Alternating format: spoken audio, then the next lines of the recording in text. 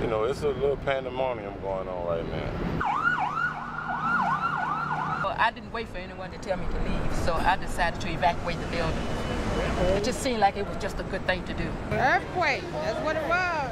That's why we out here. Yeah, I was so scared. Oh my God. I got no service. You just want to hit like Leon. You're able to get a signal at all? Yeah. No service. Yeah.